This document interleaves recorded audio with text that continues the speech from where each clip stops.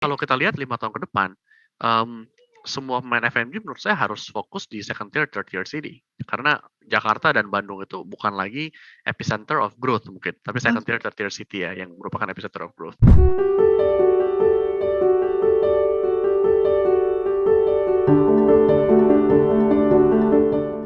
Discussion kembali hadir bersama saya Yeni Yusra dan kali ini kita akan berbincang-bincang dengan CEO Hungry, Abraham Victor, atau yang lebih dikenal dengan Brams. Hai Brams. Halo Yeni. Akhirnya kita ketemuan ya. Akhirnya, walaupun nggak face to face ya. Ya, oke. Brams, sebelum kita wawancara dan mengenal lebih jauh tentang Hungry, mungkin Brams bisa jelasin Hungry itu apa sih? Jadi, hangry itu hungry dan angry. Jadi Oh itu iya, gue baru mau nanya sama lo. hungry Sebenarnya dan spelling angry. hungry atau hungry? Sebenarnya sama aja sih. Oke. Ya, jadi kita sengaja pilih nama Hengri sebagai nama perusahaan tuh karena kita pengen setiap member dari tim kita itu nggak pernah lupa bahwa customer kita tuh hangry. Jadi customer kita hungry dan angry. Nah, untuk itu makanya makanan kita harus selalu enak dan harus cepat selesainya. Ini biar Oke. kita ini pengingat buat kita semua di Hengri. Itu gue banget tuh hungry tuh. Sama gue juga ya. Tapi ngomongin soal bisnis, saat ini kan sudah banyak banget nih. Sebelumnya mungkin ya kalau kita ngomongin 2 tahun yang lalu, catering online, delivery, yang fokusnya ke makanan sehat, yang ke keto segala macam. Saat pandemi ini mengakselerasi bisnisnya Hengri nggak sih, Brams? Jadi kita sebenarnya kurang banyak reference point karena kita kan company baru ya. Jadi Oke. kita pertama kali mulai jualan itu akhir November 2019, terus Maretnya udah pandemi gitu. Jadi kita nggak banyak comparison nih. Tapi kita sendiri sih grow ya pas lagi pandemi ini. Jadi kita mungkin secara omset bertumbuh sekitar 22 kali lipat kali selama pandemi. Wow. Tapi kita dari kecil. Jadi gini, kalau Oke. awalnya kecil, semua juga jadi kelihatannya naiknya tinggi kan. Iya. Benar-benar. Gitu. Tapi kalau Tapi di laporan kayaknya 22 kali lipat tuh kesannya gimana gitu, Brams? iya betul kesannya. Tapi awal-awal kita struggle. Jadi waktu pandemi datang itu kita paling pertama kita langsung coba pikirin gimana cara biar tim kita aman, gimana cara biar kedua customer kita aman. Jadi kita langsung implementasi banyak banget SOP biar jadi kayak misalnya kita shiftnya kita pisah-pisahin sekarang. Jadi kita nggak ada lagi tuh shift yang kayak orang dari shift pertama gabung ke shift kedua. Jadi kalau ada apa-apa kita tinggal karantina satu shift gitu misalnya. Terus juga kita sekarang wajibkan semua orang pakai masker, headband, uji temperatur, cuci tangan setiap 20 menit pakai sabun, biar customer kita juga aman. Oke. Tapi konsepnya Hangry itu sama nggak sih dengan Cloud Kitchen atau Ghost Kitchen lainnya? Atau mungkin ada strategi beda yang diterapkan Hangry yang membedakan dengan platform lainnya? Mungkin beda ya. Jadi kita sebenarnya kita kan F&B company dan kita bisnis kita itu adalah bisnis membangun brand. Jadi kita visi kita pengen brand-brand kita itu menjadi bagian dari kehidupan sehari-hari seluruh masyarakat global. Jadi seperti halnya sekarang kita kalau ke kota manapun selalu ada, kita pengennya kedepannya di kota manapun ada Munchiken misalnya. Jadi bisnisnya berbeda ya. Jadi kita bukan di bisnis menyewakan kitchen, tapi kita di bisnis membangun brand. Artinya bukan nggak punya, maksudnya yang mengembangkan brandnya bukan punya Hangry atau justru Hangry white labelnya? Enggak, ini brand Hangry sendiri yang kita mulai sendiri. Oh, ada 2 ya kalau nggak salah ya? Kita punya 4 brand sekarang. Oh wow, oke. Ya. Apa aja tuh bedanya tuh masing-masing brand itu? Jadi kita ada Munchiken yang fokusnya di fried chicken. Terus kita ada Sangyu yang fokusnya di Japanese food. Terus ada Ayam Koplo yang fokusnya di fried chicken tapi Indonesian style. Dan terus ada Daripada yang merupakan beverage brand kita. Jadi kita jual kopi, kita jual flavored tea, jual flavored milk juga. Itu based on trend, demand, atau udah keputusan dari tim Hangry sendiri sih bikin 4 brand dengan, gue sih ngeliatnya mainstream banget gitu loh, Brams. Iya, mainstream sih memang kita. Sesuai tren ya. Jadi tapi gini, kita tuh kalau milih produk atau genre, biasanya kita pilih genre yang menurut kita itu ya dari dulu sampai sekarang nggak pernah berubah. Jadi misalnya kalau kita lihat fried chicken kan, dari zaman orang tua kita sampai sekarang juga orang makan fried chicken selalu. Sama juga dengan Japanese food kan, dari dulu sampai sekarang selalu makan Japanese food. Jadi kita biasa pilih barang-barang yang kayak gitu sih, yang ya dari dulu sampai sekarang orang tetap makan lah pokoknya. kalau kita lihat kan Hangry konsepnya omnichannel ya. Ada dine-in, ada delivery juga ya. Saat ini, dan kayaknya fokusnya lebih mau memperbanyak gerai offline ya ke depannya ya, Brams. Correct me if I'm wrong. Untuk saat ini mungkin cukup applicable nggak sih omnichannel? Karena gue sih ngeliatnya kok lebih applicable online semua ya. Gerai offline udah nggak terlalu banyak didatengin sama orang karena pandemi. Brams ngelihatnya mungkin malah justru lebih banyak gitu dengan menerapkan konsep delivery dan dine in dan delivery. Jadi sebenarnya kalau dari sisi Hangry kita ngelihatnya kalau kita mau jadi brand yang merupakan bagian dari kehidupan setiap orang ya, udah pasti kita harus omnichannel kan. Jadi nggak bisa cuma delivery doang. Kebetulan kita mulainya delivery doang dan sampai sekarang kita masih delivery fokus. Jadi kita ya semua outlet kita delivery doang. Tapi kita melihat bahwa tren makan di luar itu nggak akan pernah hilang dari pasar. Ya kan? Makanya sekarang aja restoran rame, walaupun yang ngeri-ngeri sedap lah karena COVID. Jadi kita lagi mempersiapkan untuk kita buka beberapa outlet perdana kita. Jadi kita akan buka Moon Chicken Restoran, Sangyu Restoran, dan ini akan merupakan offline restoran.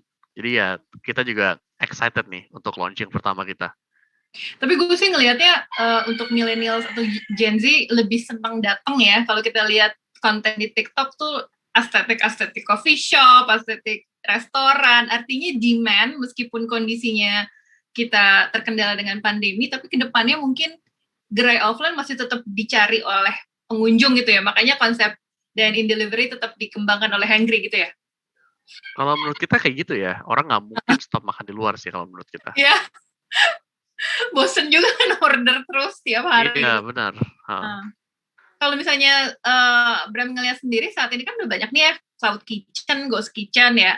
Mereka sih bilangnya beda, tapi sebenarnya konsepnya sama. Tapi mereka tetap kekeh, kita beda kok, Cloud Kitchen gini, Ghost Kitchen gini. Kedepannya akan lebih banyak lagi nggak sih konsep seperti ini? Atau Hangry melihat hanya beberapa aja, tapi tetap omnichannel lebih ideal untuk bisnis seperti Hangry? Sebenarnya menurut saya semua bisnis kan ujung-ujungnya adalah mencoba melayani konsumen dimanapun konsumen berada. Jadi tren delivery, tren Ghost Kitchen, Cloud Kitchen ini merupakan respons atas perubahan tren di mana sekarang orang-orang mulai order makanan secara delivery. Tadinya kan enggak kan. Dan sebenarnya ini kan cuma Ghost Kitchen, Cloud Kitchen itu kan infrastruktur yang membantu brand untuk berkembang sehingga bisa berkembang lebih cepat tanpa perlu bikin kitchen sendiri ya. Jadi kalau menurut saya sih perkembangannya terus akan berevolusi. Jadi dimanapun customer berada, pasti infrastruktur itu akan berusaha mencapai customer-nya. Dan mungkin 5 tahun dari sekarang mungkin delivery pun berubah ya secara infrastruktur. Mungkin jangan-jangan ada pakai drone misalnya. Jadi kita akan terus melihat perubahan terus sih menurut saya. Fokusnya kan kalau kita lihat masih kebanyakan di Jabodetabek ya. Mungkin Hangry juga seperti itu atau mungkin ada rencana ekspansi keluar Jabodetabek. Apakah itu menjadi kendala untuk bisnis kuliner seperti Hangry dan teman-teman lainnya untuk ekspansi nih? Karena mungkin butuh biaya, butuh promosi, butuh edukasi, butuh sumber daya gitu. Karena kalau gue sih ngelihatnya setelah gue melihat memantau beberapa tahun belakangan, masing-masing daerah itu punya sendiri gitu loh. Kayak mungkin di Surabaya ada, di Bandung ada, di Jakarta mungkin cuma di Jabodetabek. Correct me if I'm wrong, Bram. Tapi apakah soal ekspansi ini masih menjadi kendala untuk bisnis yang digarap oleh Hangry? Oke. Kita punya plan untuk tahun ini kita berkembang ke berbagai kota-kota besar lainnya ya. Jadi kayak Surabaya, Bali, Medan, itu kita pasti masuk tahun ini. Kebetulan saya dulu kuliah di kota yang merupakan second tier city, yaitu Depok. Dan kalau saya ngelihat, Depok yang sekarang itu berbeda dengan Depok yang dulu. Jadi berbeda banget. Dimana dulu kalau ke Margonda City itu isinya beda banget tuh sekarang sama dulu ya.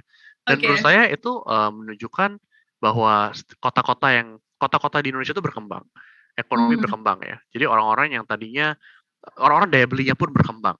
Jadi kalau kita lihat 5 tahun ke depan, semua pemain F&B menurut saya harus fokus di second tier, third tier city. Karena Jakarta dan Bandung itu bukan lagi epicenter of growth mungkin, tapi second tier, third tier city ya, yang merupakan epicenter of growth.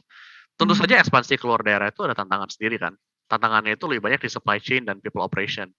Gimana kita harus mikirin logisticsnya, gimana cara kirim barang, gimana cara kita training orang, recruiting. Tapi ya itu challenge yang worth to accept kalau misalnya rewarding kan ekspansinya. kolaborasi seperti apa sih yang ideal buat Hengry antara startup, mungkin institusi finansial atau digital wallet atau apa, yang ideal tuh untuk nge-boost bisnis, kolaborasi seperti apa sih, Bram? Kolaborasi ya? Atau sesama cloud Pertanyaannya kitchen? Sulit nih pertanyaannya. Kolaborasi apa ya? Apa dengan Gojek gitu untuk menambah delivery, atau dengan penyedia produk ikan atau sayuran, atau gimana? I mean kalau buat kita, kalau untuk kita kan ada delivery dan dine in bisnisnya ya. Dimana kalau kalau secara delivery ya tentu saja kita banyak berkolaborasi dengan pemain-pemain delivery platform. Semuanya tuh? Semuanya ya. Karena kan kita pengen menggapai customer intinya. Jadi dimanapun customer ada, kita pasti ada juga. Dari sisi dine-in kita kolaborasi dengan property owner, baik itu mall maupun rumah, ruko, apapun itu. Jadi terus dari sisi logistik kita juga kolaborasi dengan pemain logistik yang punya truk, yang punya warehouse.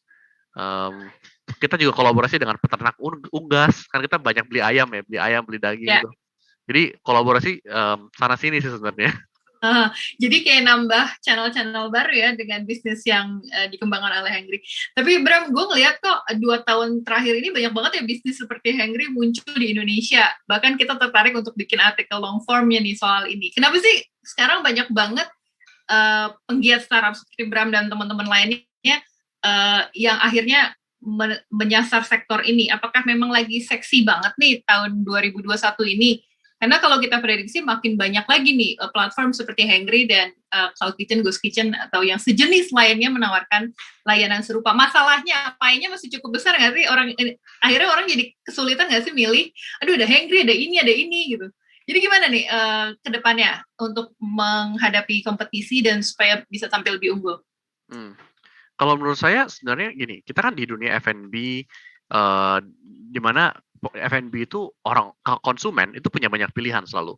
Kayak misalnya ya ini kalau ini mau pesan makanan, buka delivery app. Itu kan nggak habis-habis kan kalau diklik lanjut tuh nggak habis-habis kan. Sama juga kalau kayak ke mall cari-cari makanan juga nggak habis-habis pilihannya. Jadi menurut saya F&B ini dunia di mana memang nature-nya banyak pemain. Seperti juga dunia musik, dunia gaming, dunia konten, selalu banyak pemain lah. Jadi jadi sangat natural untuk banyak orang pengen masuk ke bisnis ini karena ya mereka ngelihatnya, oh ini kayaknya bisnisnya nggak terlalu sulit, customer pengen makan, kita coba deh bikin yang konsep yang menarik. Jadi pasti akan terus makin banyak kalau menurut saya. Tapi scalable nggak sih, Bram? Scalable atau enggak tergantung konsep. Kayak misalnya gini, kalau konsepnya fine dining, di mana satu restoran ada satu chef yang chefnya itu sangat-sangat jago dan harus orang tersebut yang masak, ya mungkin nggak scalable ya. Tapi kalau konsepnya kayak mungkin scalable. Jadi tergantung konsep kali ya. Baru-baru ini kan Hengry baru dapat funding nih. Congratulations by the way, Bram. Thank you.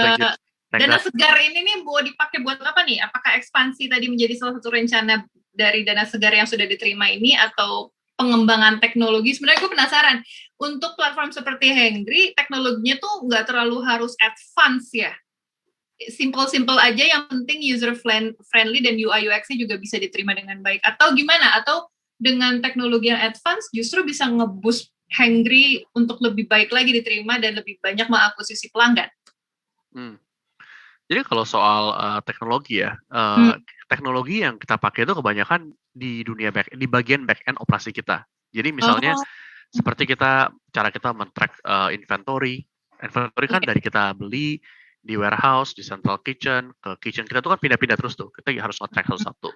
Terus kita harus nge-track misalnya outlet kita, gimana cara memastikan staff-staff kita mengikuti SOP misalnya. Terus kita juga harus nge-track marketing spend kita, gimana cara kita memastikan bahwa marketing spend kita tuh worth it. Karena kan bisa aja kita spend 1 juta, tapi ternyata yang balik cuma 10.000, nah rugi berarti kan. Nah mungkin teknologi itu play a lot of roles di behind the scene untuk hal tersebut. Jadi itu yang menyebabkan kita mungkin bisa beriterasi lebih cepat dari pemain F&B lainnya. Karena kita memastikan bahwa semuanya yang kita kerjakan itu efisien. Dan kalau kita udah keluar biaya marketing, kita pengen mastiin setiap rupiah itu worth it gitu. Kalau gue sih ngelihatnya sebagai user, yang penting gue bisa milih makanan dengan gampang, pilihan pembayarannya juga banyak, dan ada notifikasi atau tracking atau apalah ya. Pokoknya nggak terlalu ribet gitu untuk teknologi, untuk food app seperti Hangry dan sejenisnya. Respon seperti apa sih yang diterima oleh target user dari Hangry setelah menjalankan bisnis meskipun usianya masih belia ya, Bram ya? Feedback apa sih yang diterima dari mereka? Kurang ini nih, atau ternyata gue cukup puas kok dengan apa yang sudah ditawarkan Hangry. Oke. Kita sebenarnya sih kalau secara overall feedback yang kita terima cenderung positif, sangat positif sebenarnya. Jadi misalnya kalau kita lihat di delivery app itu rating kita tuh rata-rata 4,8, 4,9 dari 5. Jadi people like the product dan kita benar-benar very thankful. Buat kita customer is everything. Jadi buat kita kalau mereka suka produk kita tuh that's our life goal gitu. Dan tapi banyak juga komplain. Jadi kita juga nggak perfect kan secara company. Jadi kita setiap pagi kita tuh ngeliatin komplain list dari customer kita yang masuk dari setiap channel. Dan itu setiap hari kita pusing kepala sih kalau ngeliatin. Pusing kepalanya itu bukan karena apa ya? Pusing kepalanya itu adalah karena aduh kenapa kok kita bisa make this kind of mistake gitu. Jadi jadi kita thankfully feedback secara overall positif ya. Cuma kita benar-benar kita sih nggak pernah puas. Jadi kita tiap hari ngeliatin komplain satu-satu, kita cari tahu kenapa bisa terjadi dan kita coba perbaikin biar nggak terjadi lagi. As long as feedbacknya membangun ya, nggak cuma yang menjatuhkan atau haters gitu. Bram sih so far so good ya dengan feedback itu ya. Feedback apapun kita thank you. Jadi banyak feedback yang udah benar-benar hater juga. Karena kan orang kan customer kita hangry, kita jangan lupa kan customer kita hangry. Jadi, saya pun sendiri kalau terima makanan udah lapar, makanannya salah-salah, saya nasi ketinggalan, saya juga pengen banting barang gitu rasanya kan. Jadi kita ngerti sih kalau customer kita kenapa kalau komen kok pedas gitu ya, karena mereka hangry kan. Ya, tugas kita adalah untuk kita bisa serve our customers better pokoknya. Oke, seru banget nih kalau kita lihat di Amerika ya, udah banyak kan, bukan cuma Uber Eats tapi ada Postmates dan lain-lain. Bram ngelihatnya konsep yang diterapkan di sana applicable nggak sih di Indonesia, atau Indonesia punya keunikan tersendiri nih dari sisi usernya sehingga nggak bisa di copy paste aja nih konsep dari luar negeri ditaruh di sini, atau justru Bram ngelihat konsep Hangry bisa diterapkan di luar negeri? Kalau menurut saya sebenarnya Indonesia tuh lumayan unik karena gini, Indonesia tuh uniknya orang Indonesia itu suka makanan enak. Itu karakteristik yang mungkin buat kita anggap itu normal, padahal sebenarnya itu nggak gitu normal. Jadi misalnya ya kalau kita ke Jerman, orang di Jerman itu mungkin tidak sebegitu peduli dengan rasa seperti orang Indonesia. Jadi buat mereka yang makan ya buat kenyang, buat hidup gitu. Tapi kalau kita kan pengen makan enak, iya kan. Jadi kayak saya orang Semarang gitu. Saya kalau ke Semarang cari nasi ayam paling enak selalu. Jadi iya kan. Jadi emang itu bagian dari kultur kita yang unik menurut saya. Karena itu makan Indonesia enak-enak kan. Nah, terus kedua yang unik adalah di Indonesia itu delivery cost tuh murah dibandingkan di luar negeri. Jadi kalau kita ngomong food delivery as a lifestyle, harusnya tuh di Indonesia bisa lebih diadopsi masyarakat pada umumnya dibandingin di luar negeri karena lebih murah costnya. Kalau di luar negeri mungkin delivery cost tuh seharga makanan ya mungkin. Iya. Iya, makanya. Yang gue denger sih kayak gitu, makanya kalau makanan nggak nyampe mereka kesel banget gitu kan, pelanggannya kan. Iya, benar. Baru tahu gue. Oke. In a way itu jadi keuntungan buat platform seperti Hangry ya, jadi bisa nge-boost delivery karena tertolong dengan cost yang murah. Ada kemungkinan naik nggak sih karena pemainnya makin banyak, Bram? Itu sebenarnya kan fungsi dari dari ekspektasi pendapatan yang driver expect untuk terima. Dan berapa ekspektasi orang willing untuk bayar. Jadi selalu equilibriumnya adalah di mana ya titik tengah di mana driver butuh segini, orang bersedia bayar segini. Tapi in the long run udah pasti naik lah, karena kan negara kan seiring berkembang, harga pasti naik, orang makin kaya, orang juga makin expect tuh dibayar lebih mahal. Jadi ya kedepannya udah pasti naik sih. Tapi juga pendapatan juga naik, jadi ya even lah semuanya. Oke, seru banget nih Hangry nih, jadi pengen nyoba nih yang apa, ayam ya, chicken ya. Tapi dari sisi area udah meluas nggak sih Jabodetabeknya, atau mungkin cuma di kota-kota besar aja atau wilayah-wilayah yang cukup ramai gitu. Buat suburbs mungkin belum terlalu banyak, atau kedepannya ada targeting location nggak sih? Karena kalau kita bicara coffee shop, mereka ada strategi sendiri nih Brams untuk targeting location. Kalau Hengri ada nggak sih untuk nge-boost dine-in-nya? Kita jadi strategi untuk dine-in ya. Kita strategi dine-in-nya itu bakal multi konsep. Artinya kita bakal buka dine-in di daerah yang hip, yang trendy kayak Senopati misalnya. Kita juga bakal buka restoran di mall, kita bakal buka restoran di food court, kita juga bakal buka restoran di ruko-ruko dan bahkan di perumahan juga. Jadi bakal kita ada di semuanya ntar. Oke, dinantikan deh. Karena gue kesel banget kalau misalnya gue lihat di Grab atau GoFood gitu ya, GrabFood, kagak ada nih di lingkungan wilayah gue kesel banget gitu kan, padahal makanannya seperti, kembali lagi yang lo bilang Bram, orang Indonesia maunya yang enak, jadi kalau yang enak kan langsung di bookmarks gitu kan ya. Betul. Oke, last question nih Bram, tahun ini mungkin ada planning lain, mungkin setelah penggalangan dana, istirahat dulu kali ya, fundraisingnya ya, atau mungkin lagi gencar lagi nih, karena ada beberapa startup baru dapat preset, ya kita lagi rencana lagi nih ke tahapan selanjutnya. Terus untuk dari sisi akuisisi tim, apakah akan diperbanyak? Terus teknologi, apakah akan dikembangkan lagi atau so far sudah cukup puas dengan yang sudah ada? Udah pasti kita nggak puas dengan apapun yang ada ya sekarang. Jadi kita setelah kita raise fund ini kita benar-benar fokus ke target kita akhir tahun ini. Ekspansi itu bukan hal yang mudah. Kita harus cari lokasi, harus nego dengan landlord, kita harus nego dengan kontraktor, kita harus desain tempatnya, kita harus rekrut orangnya, training orangnya dan lain-lain. Sementara itu kita juga harus ada menu yang kita pengen launch sana sini gitu kan. Jadi dan kita juga ada marketing campaign yang kita pengen execute tahun ini. Jadi tahun ini kita fokus di eksekusi sih. Jadi kita pokoknya kita nggak pernah peduli kita udah risk berapa. Kita pokoknya selalu punya mentality bahwa kita tuh underdog. Kalau kita underdog, kita nggak bisa mikir seolah-olah kita udah punya duit banyak atau kita udah jadi pemenang. Namanya juga underdog. Jadi kita fokus seperti halnya ini kayak masih hari pertama kita lah. Kita eksekusi terus sampai kita menang pokoknya. Sampai customer kita super happy dan customer kita super banyak. Oke, terima kasih atas waktunya ya Bram ya. Ditunggu kejutan-kejutan lainnya dari Hungry dan semoga makin sukses rencana ekspansi dan rencana-rencana bisnis lainnya. Terima kasih Bram.